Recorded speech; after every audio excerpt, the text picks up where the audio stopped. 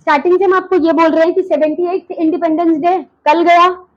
सबको पता है कि भारत के जो प्रधानमंत्री होते हैं वो लाल किले में झंडा फहराते हैं, उसके बाद वहां से अपना स्पीच डिलीवर करते हैं देशवासियों के लिए। स्पीच दिया गया, स्पीच जो दिया गया उसमें एक रिकॉर्ड टूटा। यहाँ से क्वेश्चन बनता है, रिकॉर्ड अभी तक कोई भी प्रधानमंत्री आजाद भारत में ऐसे नहीं हुए, मेरे आइडिया में तो नहीं है, जो इतना लंबा स्पीच दिए हो इंडिपेंडेंस डे का। कल का जो स्पीच था वो 98 मिनट्स का स्पीच था। मोदी जी का ही लंबा रिकॉर्ड रहा है, 96 मिनट्स का स्पीच उन्हीं का रहा है। अपने ही रिकॉर्ड को तोड़ते हुए नजर आए वो कल। 3 मुद्दों के ऊपर खास करके बात किया गया कल। पहला मुद्दा वन नेशन वन इलेक्शन, दूसरा बांग्लादेशी हिंदू और तीसरा वुमेन सेफ्टी। पहला मुद्दा जो बांग्लादेशी हिंदू, सबको पता है कि बांग्लादेश की जो एक्स प्राइम मिनिस्टर है शेख हसीना जी, वो वहां से रिजाइन दे चुकी हैं और उसके बाद वहां पे अंतरिम जो बनाए गए हैं प्रधानमंत्री, वो कौन है? मोहम्मद यूनुस। तो उनको बनाया गया है।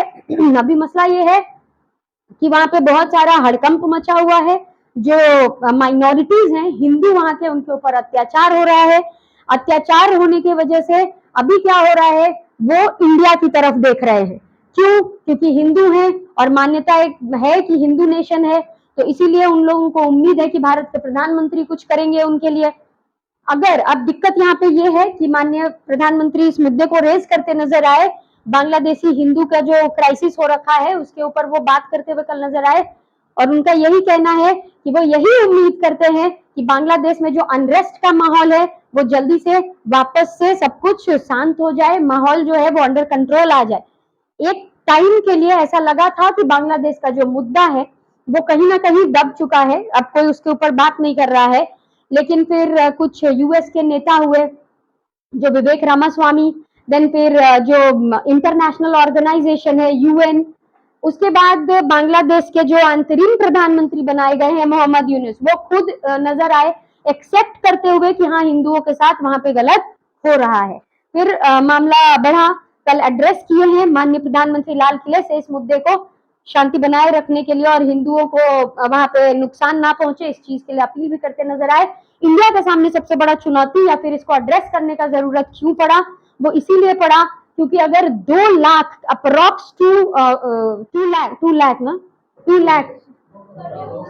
करोड़ 2 करोड़ अगर हिंदू जो लगभग वहां रह रहे हैं, वो 2 करोड़ हिंदू अगर इंडिया में आ जाएंगे तो रिफ्यूजी क्राइसिस बढ़ जाएगा। वो चिंता का विषय था जिसकी वजह से इसको लाल किले से एड्रेस करने का जरूरत पड़ा। सेकेंड है वुमेन सेफ्टी।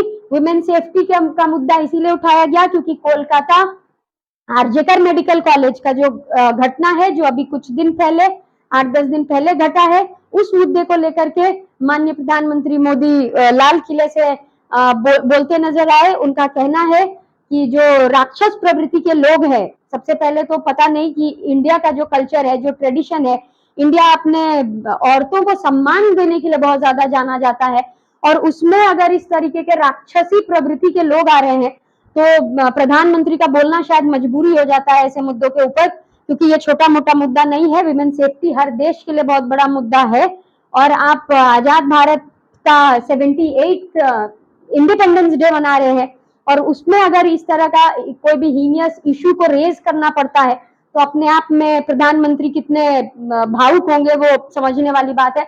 वो यही बोलते नजर आए कि जो रेप का केस होता है, किसी भी महिला, किसी भी माता, किसी भी बहनों के साथ जो इस तरीके का घटना होता है तो उस घटने को मीडिया में बहुत ज्यादा शो किया जाता है। तो उनका अपील सिर्फ इतना था कि जब सजा होती है ऐसे किसी इंसान को जो राक्षसी प्रवृत्ति के हैं, जो इस तरीके के घटना को अंजाम देते हैं, तो उस चीज को भी मीडिया उसी लेवल पे दिखाए ताकि एक डर समाज में पैदा हो कि अगर आप ऐसा कोई कृत्य करने जा रहे हैं तो उसकी सजा सिर्फ एक है और वो है फांसी। तो खैर पूछताछ चल रही है, एक इंसान अरेस्ट है, लेकिन इस चीज के ऊपर एड्रेस करते हुए बहुत बोल्ड आवाज में मोदी जी कल बोलते नजर आए हैं। तीसरा चीज वन नेशन वन इलेक्शन के ऊपर बात किए। उनका कहना है कि भारत का जो संसाधन है, क्योंकि वी आर डेवलपिंग नेशंस और क्योंकि हम लोग we are looking way forward to 2047, तो उसको ध्यान में रखते हुए हम लोगों को क्या करने की जरूरत है, जिस संसाधन की जरूरत जहां पे ज्यादा है इन्वेस्ट करने की उसको वहां पे इन्वेस्ट करिए, क्योंकि बार बार रिपीटेडली अगर इलेक्शंस हो रहे हैं तो इलेक्शंस में पैसा बहुत खर्चा होता है और फिर बाद में सारे ब्लेम्स इलेक्शंस के ऊपर ही डाले जाते हैं, इलेक्शन कमीशन के ऊपर ही डाले जाते हैं। इन चीजों से बचने के लिए कहा गया कि वन नेशन वन इलेक्शन को प्रमोट करिए। बहुत कॉन्फिडेंटली और बहुत कन्विक्टली बोलते हुए मोदी जी नजर आए इस शब्द को, वन नेशन वन इलेक्शन। कुछ अनाउंसमेंट्स भी किया गया। अनाउंसमेंट्स क्या क्या था, तो जो मैं आपको बताया कि सबसे पहला अनाउंसमेंट ये किया गया कि 2 साल पहले आपने देखा कि रशिया और यूक्रेन, इन दोनों के बीच में जो युद्ध हुआ उसमें हमारे भी जो लोग थे, हमारे जो स्टूडेंट्स थे वो यूक्रेन में फंसे हुए थे, जिनके लिए कौन सा ऑपरेशन चलाया गया था, ऑपरेशन दोस्त। हम अपने यूक्रेन से अपने स्टूडेंट्स को निकालने के लिए गंगा चला रहे थे, ऑपरेशन गंगा। तो हम लोग वहां अपने फंसे हुए स्टूडेंट्स को निकालने के लिए ऑपरेशंस चलाने पड़े। बहुत सारे जो पड़ोसी मुल्क के लोग थे वो भी हमसे मदद मांगे थे, जिनकी मदद हमने की थी। तो यहाँ पे अनाउंसमेंट किया गया कि जो 10 साल, पिछले 10 साल में 1 लाख मेडिकल सीट्स ऑलरेडी यहाँ पे बढ़ाए गए हैं। मेडिकल करने के लिए जो स्टूडेंट यूक्रेन गए थे तो उनके लिए बोला गया कि और 75,000 सीट्स यहाँ बढ़ाए जाएंगे, ताकि कल को सॉरी ऐसा कोई क्राइसिस आता है तो कम से कम वो स्टूडेंट्स बाहर के देशों से ज्यादा अपने देश में सेफ नजर आएंगे।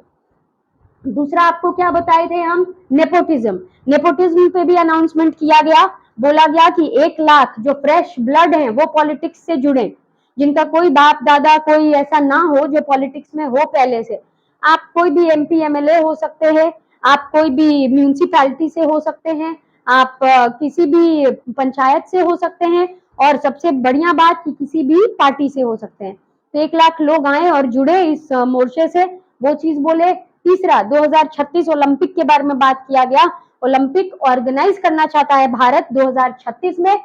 थीम भी यही था इस बार, जो आप स्पीच सुने उसमें क्या था, विकसित देश 2047। हम लोग किधर देख रहे हैं, 2047 पे नजर है सबकी, पूरे देश की, कि 2047 तक हम लोगों को उम्मीद है कि हम लोग क्या कर लेंगे, एक डेवलप्ड नेशन की कैटेगरी में अपने आप को ले आएंगे। इसके अलावा कुछ और ऐसा मुद्दा टच किया गया कल के स्पीच में माननीय प्रधानमंत्री के द्वारा जिसकी उम्मीद नहीं थी। पहला चीज क्या टच किया गया, गेमिंग इंडस्ट्री, कि इंडिया में सबसे ज्यादा इंडिया के लोग ही आई गेस गेमिंग में इन्वॉल्व हैं, उसके बावजूद आप अपना कोई गेमिंग प्लेटफॉर्म आज तक क्यों नहीं डेवलप कर पाए, ये चीज कहा गया। दूसरा बोला गया ग्रीन जॉब्स, की क्लाइमेट को बचाने के लिए बहुत सारा ग्रीन जॉब्स ये करना पड़ेगा, उत्पन्न करना पड़ेगा। और तीसरा क्या कहा गया था, उत्पादन को लेके बोला गया कि आप ग्लोबल स्टैंडर्ड को मैच करता हुआ उत्पादन करें, ताकि जब हम लोग एक्सपोर्ट करें तो वो एक्सपोर्ट क्या हो सके, उनके स्टैंडर्ड को मैच कर सके और एक्सपोर्ट इंक्रीज हो सके। क्लियर है? अब बंद कर दीजिए।